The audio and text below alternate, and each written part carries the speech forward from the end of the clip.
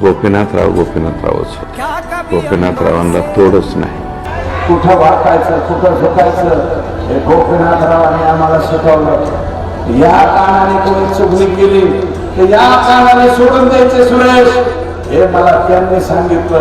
रुकणार नाही कुणापुढे आयुष्यात चुकणार नाही. काम करत राहणं हे कर्म आहे. गीतेत सांगितलंय आपण आपलं कर्म केलं पाहिजे. ही जबाबदारी आली, ती भूमिका आली, ती प्रामाणिकपणाने जगली. 61 वर्षाचा झालो तरी सुद्धा आज डोंगराला टक्कर देण्याची भावना माझ्या मनात आहे. संघर्ष करण्याची